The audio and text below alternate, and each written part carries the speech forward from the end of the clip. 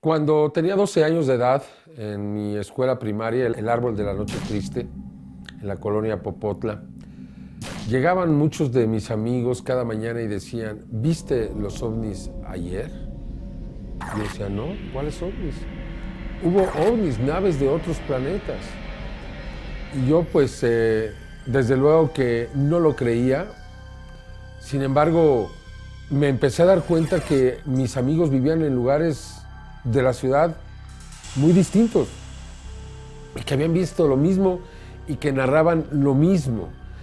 Sin ser periodista, me di cuenta que tenía que haber algún tipo de verdad detrás de estos relatos, dado que se estaban dando en lugares tan separados que no podrían ser inventos. Ahí, digamos que me nace la curiosidad por saber si esto podría ser real. Me entusiasmo alrededor del tema.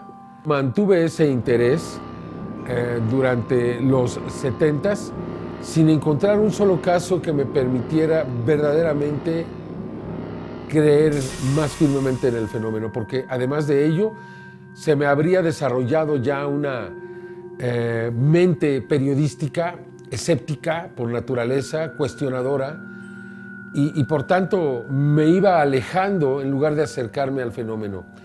En 1983 tuve la oportunidad de conocer el caso de un suizo llamado Edward Meyer. Le dicen Billy por su afición a Billy the Kid. Entonces el mundo lo conoce como Edward Billy Meyer. Y vi un libro donde aparecían las fotografías que este señor había tomado, que eran impresionantes.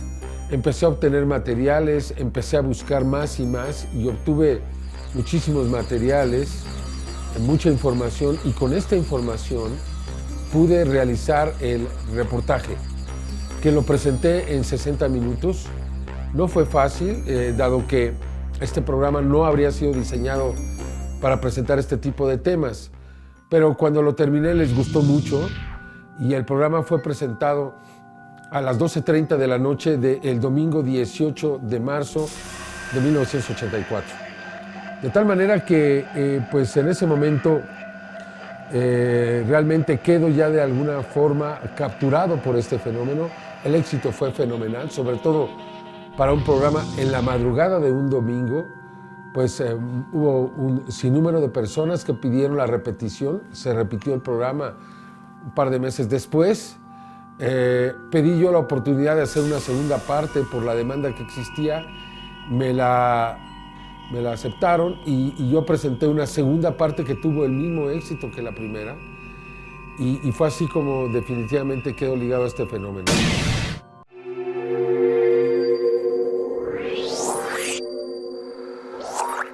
En 1989, cuando tuve un segmento en ECO, en los noticiarios ECO, eventualmente presentaba yo casos y videos y cosas, y me empecé a involucrar todavía más. El caso de Voronezh lo presenté ahí, un caso que ocurrió en Rusia en marzo de 1989, donde pues frente a más de 200 personas bajó una nave, en una parada de autobuses. De la nave bajaron 3 seres, le dieron la vuelta a un parque y luego se subieron y se fueron. La noticia fue presentada por TASS cuando todavía era de la ex Unión Soviética. Ya estaba el proceso, el cambio, pero aún se regían las reglas anteriores. En el 91 se me invita al programa de Nino Canún, ¿Usted qué opina? Y pues en ese programa Yo no quería ir en primer lugar, ¿no? Pero la insistencia fue mucha y finalmente dije, bueno, lo voy a hacer como un reto, una sola ocasión y ya. Hice ese programa y tuvo tanto éxito que duró 9 horas y media, de las 11 de la noche a las 8:30 de la mañana. Nino estaba muy entusiasmado, nos invitó a comer y nos pidió que hiciéramos un segundo programa. Yo ya no quería hacerlo. Me dijo, bueno, vamos a hacer este segundo y ahí le paramos si tú deseas, ¿no? Entonces se hizo el segundo programa que tuvo todavía más éxito que el primero. Duró aproximadamente 10 horas y media. El primero se realizó el 7 de junio del 91, el segundo el 19 de julio. Y esto es importante porque tuvimos en ese año 91 un eclipse total de sol el 11 de julio del 91. Y en ese eclipse, como sabemos, hubo personas que grabaron sin darse cuenta ovnis en literalmente todo el país. Yo presenté algunos de estos videos en el segundo programa de Nino y bueno, fue explosivo y ahí nació algo muy importante. El hecho de que el video se había convertido en un instrumento muy fuerte para poder detectar esta presencia en los cielos. Que el video estaba en las manos de millones de personas y que estas personas podrían tener la libertad y la facilidad de grabar esto para ir generando las evidencias. Yo me di cuenta en ese momento, quizá antes que otros periodistas en el mundo, la importancia que había tenido este suceso histórico, el video y el ovni. Y me dije que con el tiempo este instrumento iba a hacer realidad el fenómeno, le iba a dar credibilidad. Por lo cual, empecé a recibir videos, fomenté más que la gente estuviera grabando, se dio un círculo virtuoso y durante muchos años seguí incrementando el número de videos hasta que pude obtener la videoteca más grande del mundo. Con ello empecé a presentarlo en la televisión y curiosamente fui invitado literalmente a congresos en todo el mundo. Desde 1991 le he dado prácticamente la vuelta al mundo presentando las evidencias mexicanas y donde se ha podido demostrar que en México, gracias al pueblo, gracias a su atención, a su afición, se ha logrado obtener estas evidencias y por el otro lado que algo muy importante está pasando aquí.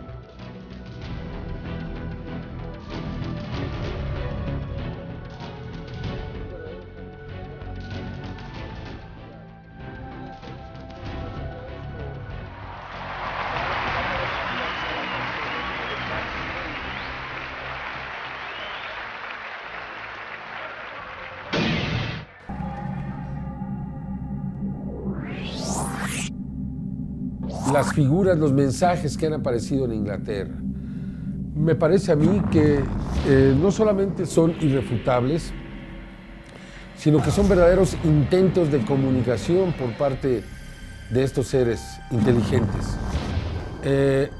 Por ejemplo, el 17 de agosto del 2001 apareció una respuesta.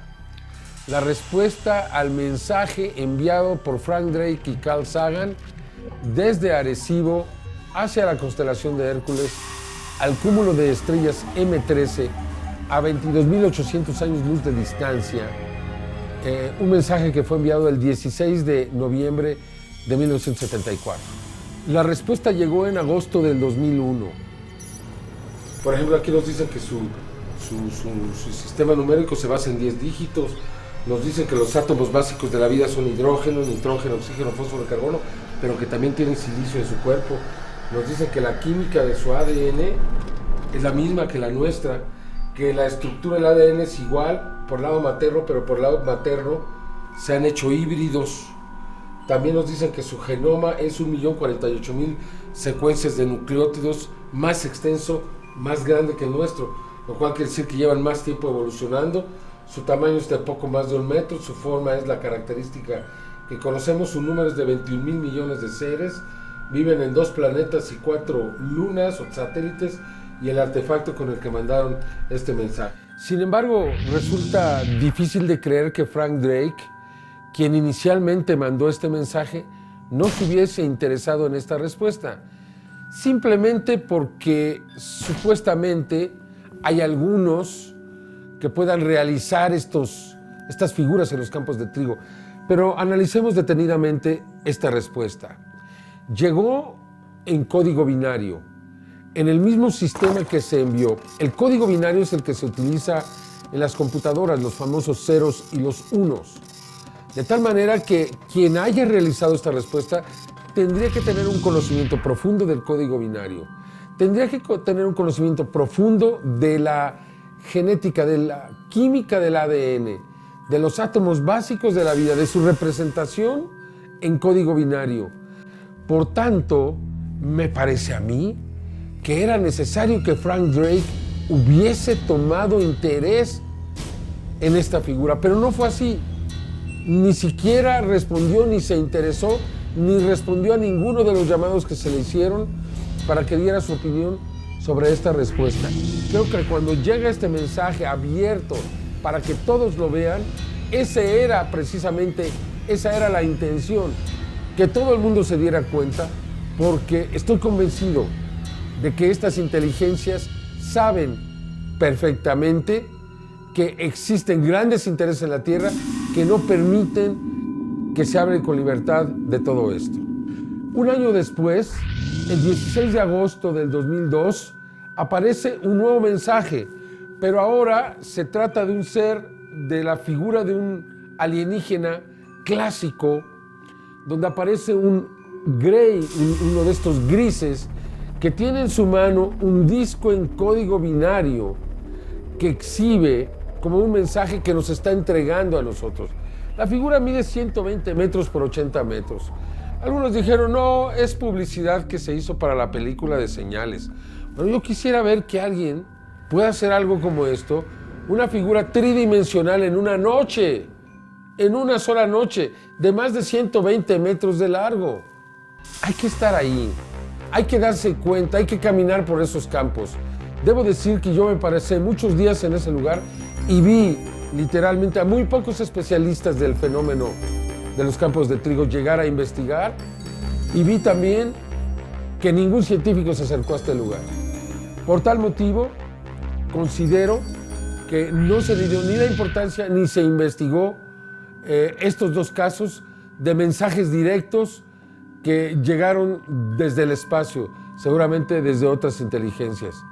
En ese segundo mensaje nos dicen algo, me parece a mí, muy profundo y muy importante. Dice que tengamos cuidado con los portadores de los falsos presentes y sus promesas rotas. Luego nos dicen, mucho dolor, pero aún hay tiempo. Luego nos dicen, crean que aún el bien está ahí afuera, que me parece la frase más importante de este mensaje. Es un mensaje de esperanza, de amor, de solidaridad, de respaldo, de amistad. Y finalmente nos dicen, nosotros nos oponemos a los engaños, y hay una frase que no parece ser parte del mensaje directo, pero dice, el conducto se está cerrando. Todo esto en código binario, de tal manera que yo creo que deberíamos de estar atendiendo estos mensajes y responderlos. Me parece que la intención del fenómeno de Inglaterra es simplemente de establecer una comunicación con estos seres, y hasta el momento simplemente nos hemos rehusado a hacerlo.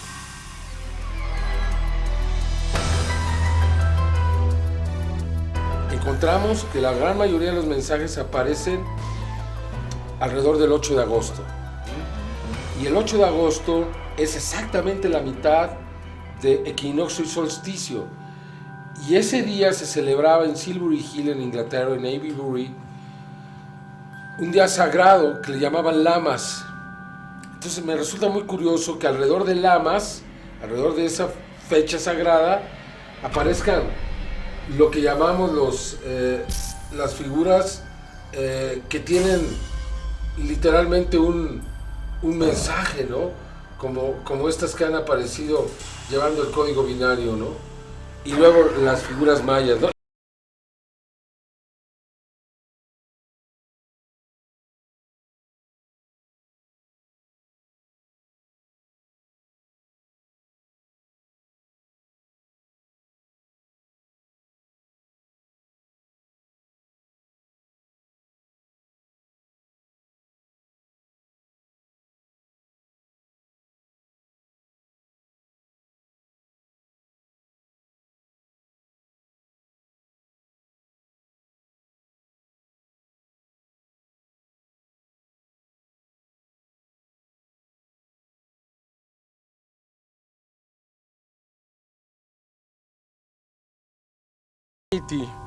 donde apareció este círculo, este calendario maya en el año 2005. Como podemos ver aquí, desde el suelo resulta absolutamente imposible poder ver esta imagen.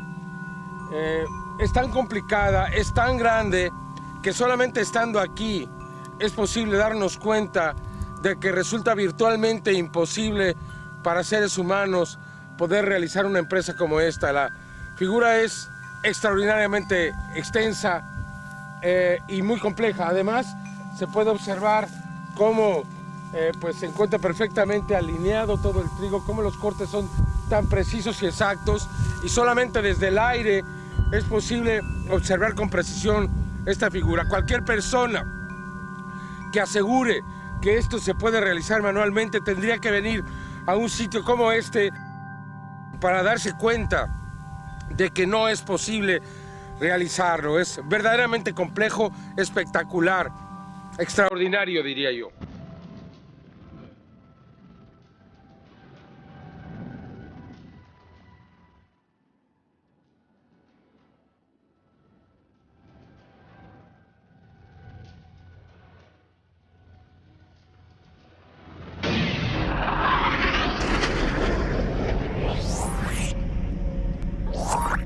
Desde luego que hay gobiernos que están ocultando información, de esto no hay duda. El gobierno de los Estados Unidos no solamente ha ocultado información, sino se ha beneficiado de ello. En 1947, de acuerdo a los documentos Majestic, cuando se recuperan estas dos naves, una hecha pedazos, que me parece a mí era una de estas esferas metálicas que hemos visto videograbadas muy frecuentemente. Otro era una nave donde se encontraron sus sistemas de navegación, los controles, por cierto, digitales. Se encontraron lo que se llamaron circuitos miniaturizados, o les llamamos integrados. Se encontró el rayo láser, se encontró la fibra óptica, se encontró las fibras de alta resistencia. Todo esto fue extraído de las naves, entonces se dieron cuenta que era una oportunidad estratégica muy importante al inicio de la Guerra Fría. Rusia detonó su bomba atómica en 1948, de tal manera que los Estados Unidos, si fuesen capaces de descifrar esta tecnología, iban a estar automáticamente delante de los rusos o soviéticos, que en ese momento eran su mayor preocupación. De hecho, pues fue hasta 1960 en que se logró descifrar una gran parte de esta información y fue integrada a la industria de los Estados Unidos. La IBM, por ejemplo, recibió el inicio, los principios de los circuitos integrados, ¿no? Y muchas otras empresas. Todo esto fue descrito perfectamente por el coronel Philip Corso, un hombre que ocupó altos rangos en el ejército y especialmente en el Congreso de los Estados Unidos, ya que fue asesor de 2 senadores. Tuvo también su propia oficina dentro del Pentágono. Se llamaba la Oficina de Tecnología Extranjera, Foreign Technology, que fue desarrollada especialmente para integrar la tecnología extraída de Alemania y de Japón en la Segunda Guerra Mundial. Pero en esta oficina pues, se daba la oportunidad de poder trabajar con tecnología como lo era la extraterrestre, sin que nadie realmente pudiese demostrar otra cosa más. No obstante, este hombre, Philip Corso, a los 84 años de edad, se pone a hablar, escribe un libro y entonces nos revela lo que antes sospechábamos, pero nos lo da ya con hechos. La tecnología extraterrestre ha sido utilizada por los seres humanos y nos ha permitido lograr grandes avances en muy poco tiempo. Hay documentos, hay testimonios, hay realmente un gran número de elementos que nos demuestran la contundente realidad que hemos vivido en la Tierra en los últimos casi 60 años.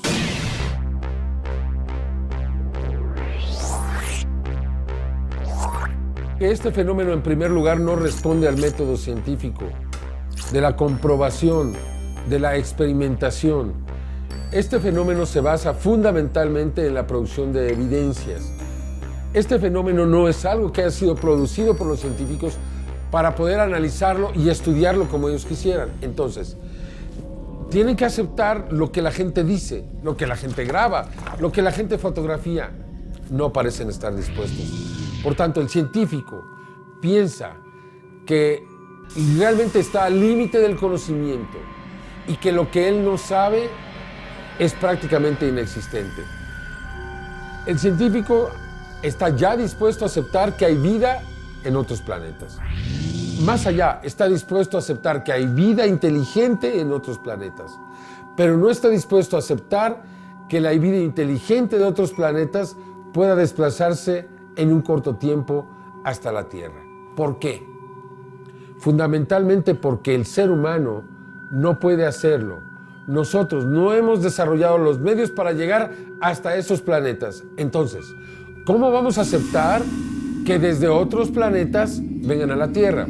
¿Cómo podríamos suponer que haya seres inteligentes y que estos no puedan ser más inteligentes que nosotros?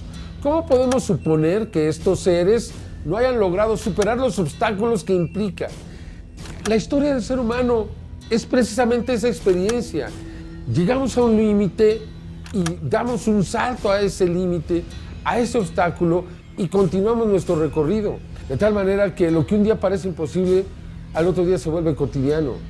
Pensemos en el Internet, pensemos en la nanotecnología, pensemos en lo que el ser humano está logrando día a día.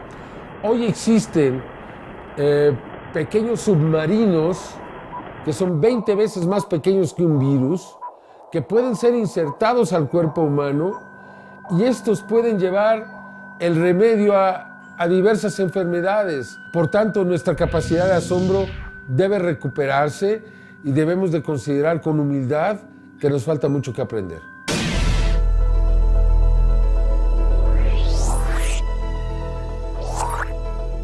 La Iglesia ya en estos momentos acepta este fenómeno como un fenómeno real, como un fenómeno que está realmente ocurriendo, como un fenómeno que pues ha sido parte de la vida de muchísimas personas. La Iglesia no piensa que la gente esté mintiendo, ni que esté inventando. Sabe que hay algunas confusiones, sabe que la ciencia aún no lo acepta, pero también sabe en lo profundo que esto es cierto. Por eso me han alentado a continuar. En 1996, Corrado Balducci, asesor del Papa, un hombre que fue parte de la Curia del Vaticano, que en algún momento fue el demonólogo oficial de la Iglesia, declaró ante la radio y televisión italiana que la Iglesia estaba muy pendiente de lo que estaba ocurriendo a nivel mundial con el fenómeno OVNI, especialmente en México. Esto lo dijo en 1996. Hacia el 99 lo invitamos al Congreso Mundial del Fenómeno OVNI que se realizó en Acapulco. Debido a que no podía asistir, realizamos una segunda entrevista con él, en este caso en el Vaticano. No es más admisible, está fuera de cualquier razonamiento, del buen sentido, del sentido común como tal, pensar que todos aquellos que son los llamados avistamientos, etcétera, sean todo historias, sugestiones, cuestiones psiquiátricas, o bien que se trate incluso de armas secretas. Y en enero del año 2000 recibí una llamada directamente desde el Vaticano, donde Monseñor Balducci me manifestaba su simpatía y me instaba a que continuáramos con este trabajo, que era muy importante lo que estábamos haciendo, que siguiera adelante porque tenía la bendición tanto de la Santa Iglesia como del Santo Padre.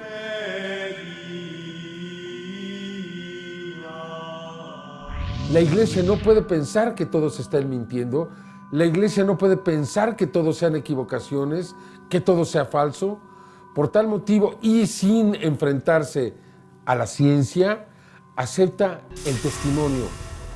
Y creo que esto es algo realmente muy significativo y que nos habla un cambio en los tiempos, ya que pues algunos de los mayores archivos que existen de estos avistamientos precisamente se encuentran en la biblioteca del Vaticano.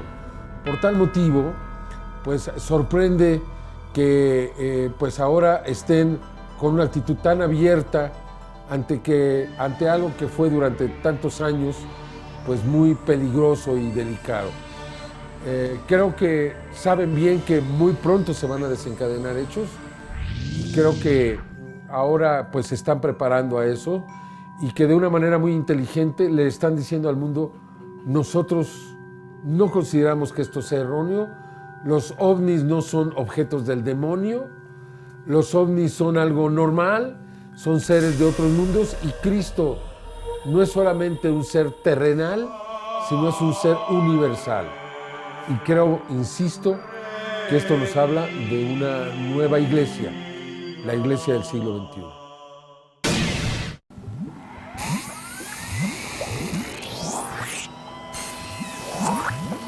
Yo creo que vienen demostraciones mucho más grandes en los próximos años, especialmente en los próximos 7 años, hasta el 2012, ya que, como sabemos, en el 2012 se cumple un plazo que ha sido establecido no solamente por los mayas en sus calendarios, sino por otras civilizaciones, otros grupos como los chinos, los hindúes, malaquías, entre otros, mencionan al 2012 como un año clave, como un año de grandes cambios. ¿Hasta qué punto estamos preparados para esos cambios? Creo que en mucho la presencia de estos seres está relacionada a esta posibilidad de cambios que se van a dar. En Inglaterra estamos observando un proceso educativo. Es muy claro que cada año las figuras son más difíciles de realizar. Yo creo que estos seres disfrutan el hecho de que se polemice en torno a quién o cómo se hizo determinada figura. Y un año después nos ponen una todavía más difícil de realizar, un reto más grande. De tal manera que considero que se está dando un proceso lento educativo en el que nos quieren convencer sin convencernos o sin impactarnos de su presencia. Aunque parezca una contradicción, no lo es. Quieren realmente que los aceptemos cuando queramos aceptarlos, cuando estemos dispuestos a confrontar una extraordinaria realidad, que no estamos solos, que somos parte de un enorme cosmos, donde hay millones de planetas, miles de millones, y que hay algunos, quizá unos cuantos, o quizá suficientes como para que sea una verdadera multitud de planetas que tienen las mismas características de las que encontramos en la Tierra, con una luna, con una atmósfera, con un tamaño relativo, con una distancia respecto al Sol relativa, etc. Creo que simplemente por eliminación de números llegaremos a la conclusión de que debe haber planetas similares a la Tierra y de que en esos lugares se ha desarrollado la inteligencia. Pienso que los mensajes van a continuar. Pienso que en los próximos 7 años vamos a ver con toda claridad cómo estos mensajes van a ser cada vez más contundentes y quizás sea el principio del acercamiento. Si continúan advirtiéndonos que algo va a suceder en el 2012 y pasa, y existen algunos otros como este servidor que están difundiendo esto que está ocurriendo, en el momento en que ocurra, el mundo entero va a voltear y va a tratar de entender y va a ver lo que le habían venido diciendo. Y quizá en ese momento se genere, sin ser redundante, un momento propicio para que pues, se pueda establecer algún tipo de comunicación.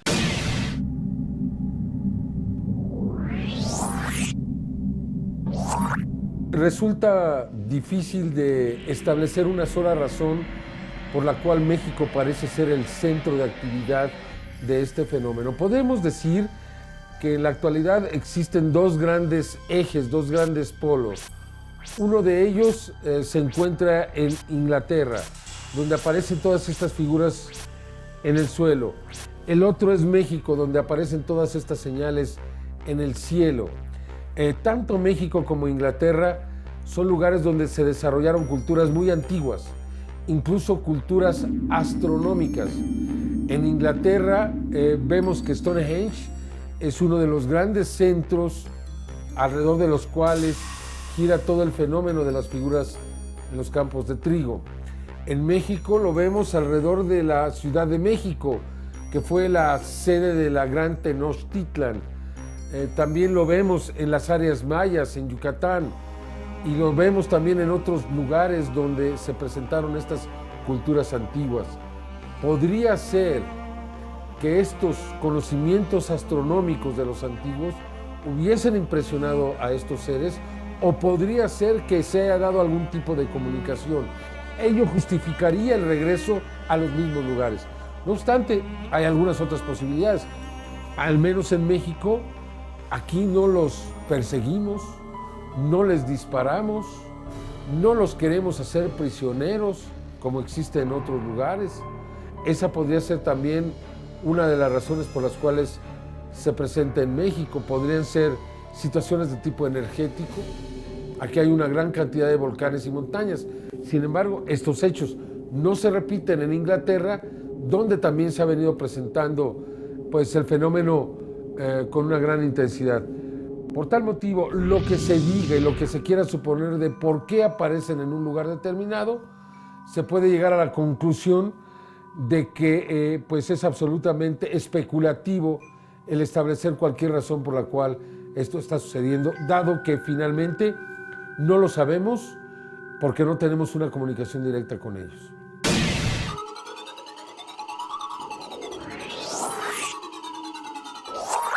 De manera personal, haber visto dos seres luminosos en la Rumorosa, pero sin embargo es algo que mantengo privado porque no puedo demostrarlo. Y entonces se convierte en mi palabra en contra de la de los demás.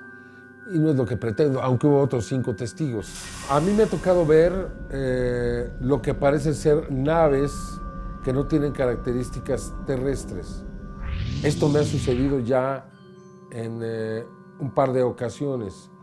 Sin embargo, solamente en una he podido ser lo que me parecen seres vivos que emanan algún tipo de energía desde su interior.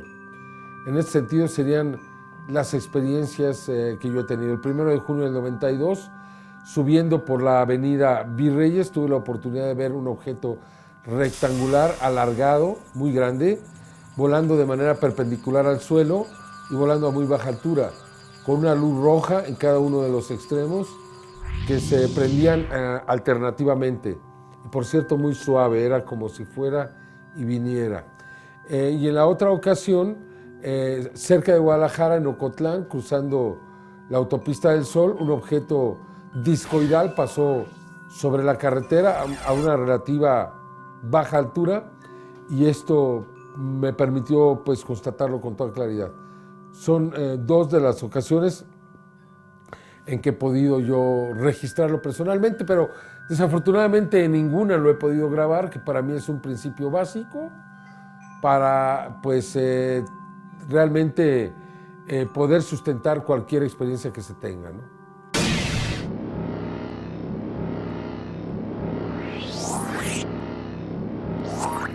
En estos últimos 15 años he tenido la oportunidad de ver miles de videos, miles y miles de videos, y he tenido que ver la oportunidad, algunos de ellos, en miles de ocasiones. Esto me ha dado ya una gran experiencia visual para que en primera instancia yo sepa de entrada si hay algo o si no hay nada. Existe ya algún tipo de patrones entre estos objetos. Cuando tú ves que se dan esos patrones y se repiten entre los videos que no tienen una clara explicación, te das cuenta que es una ya de sus características. Por ejemplo, vemos una flotilla. Me he dado cuenta que las flotillas se mantienen en la mayoría de los casos estáticas, haciendo figuras en el cielo. Y cuando ves que te entregan otra con las mismas características de otro lugar, de otra fecha, te das cuenta que ese es un patrón. Luego llega otra donde todo está volando suelto, etcétera, etcétera. Dice, esto no entra dentro del patrón que yo ya conozco. De tal manera que pues he podido desarrollar ya una gran experiencia para saber de manera instantánea si algo tiene fundamentos o si no lo tiene. Una vez que se ha establecido si esto tiene esos fundamentos, entonces lo sometemos a diversos análisis de fotográficos, de solarizaciones, de búsqueda de energías, y sobre todo conocer las condiciones en que se grabó, ver o descartar cualquier otra posibilidad que sea una estrella. ¿No? A mí cuando me dicen, es que el ovni se aparece todos los días a la misma hora en el mismo lugar, me hace sospechar, porque eso es lo que hacen las estrellas o los planetas. De tal manera que pues hay algunas características que también nos hacen darnos cuenta de manera inmediata si no puede tratarse de algo más. Los testimonios, desde luego, son muy importantes, ver cuántas personas estuvieron involucradas, y una vez que se cumplen todos estos patrones, nosotros sabemos ya si hay algo o si se trata de algún tipo de equivocación.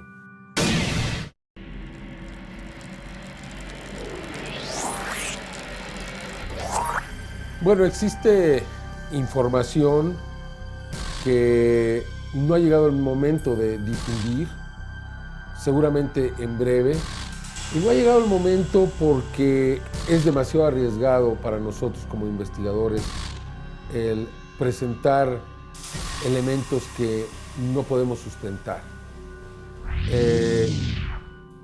Creo que conforme se vaya desarrollando la historia, los hechos, vamos a encontrar la manera de sustentarlo. Yo sé que hay personas que quisieran que habláramos de todo lo que sabemos, pero no podemos, por una gran responsabilidad ética y sobre todo incluso por una cuestión de supervivencia personal. De hecho, debido a que nos hemos involucrado en este fenómeno, debido a que hemos tenido respaldo, interés, éxito entre las grandes mayorías, pues se ha desatado toda una campaña para tratar de desacreditar a la fuente. Cuando no se puede desacreditar la evidencia, entonces lo que se hace es desacreditar a la fuente. Si nosotros presentamos algo en lo que no podemos sustentarnos, que no podemos demostrar, seguramente que va a ser utilizado para tratar de afectar nuestro prestigio, nuestra imagen. Por tanto, creo que hay que ser un poco pacientes y las cosas se van a ir dando para que en poco tiempo podamos hablar de otros elementos que la investigación ha venido demostrando.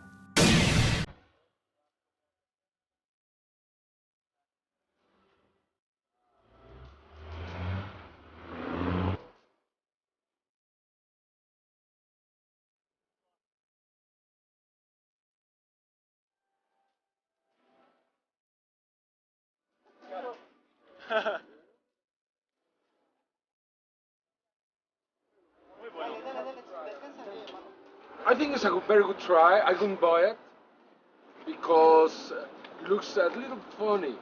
But I am very sure, after saw what I saw, that with time, these guys would make it real. There is no question in my mind. We love you.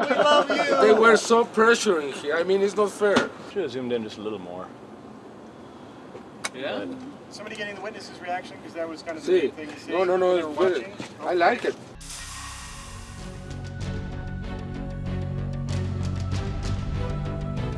Se llama MTV VMA Latinoamérica Favoritos en Vivo. Planeta Azul. Este es el especial 13 OVNIS Maya. Un especial que sin duda alguna es histórico. MTV ajustándose al cambio de los tiempos porque tú lo sugeriste. El desarrollo de la nueva tecnología digital ha permitido ahora lograr imágenes que antes hubiesen sido imposibles. Gracias a ella se ha logrado detectar la presencia de extraños seres en estas fotografías. Obsérvalas, parecen ser extraterrestres. ¿Tú qué piensas? Y hablando de extraterrestres, ahora vamos con Ilana y Nicolás, quienes nos presentan Los Gustos de la Lengua, un especial alrededor de los nominados a los Video Music Awards Latinoamérica.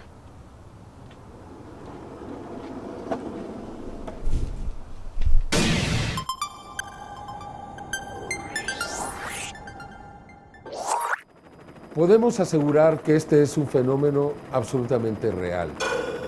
Podemos asegurar que en Estados Unidos se estrellaron algunos objetos que de ellos se extrajo tecnología y que ahora es utilizada por los propios seres humanos.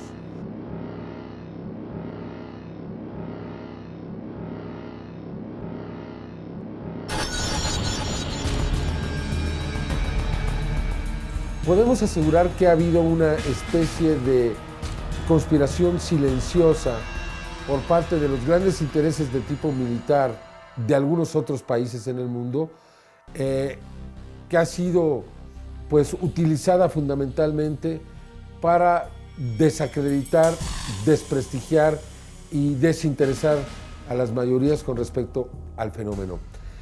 Podemos estar seguros también que este fenómeno quiere ponerse en contacto con nosotros, que están realizando intentos de comunicación, que pues sí han bajado hasta la tierra, que existen evidencias que así lo demuestran, que también existen evidencias de que estos seres han sido capturados y muertos a manos de militares como los estadounidenses.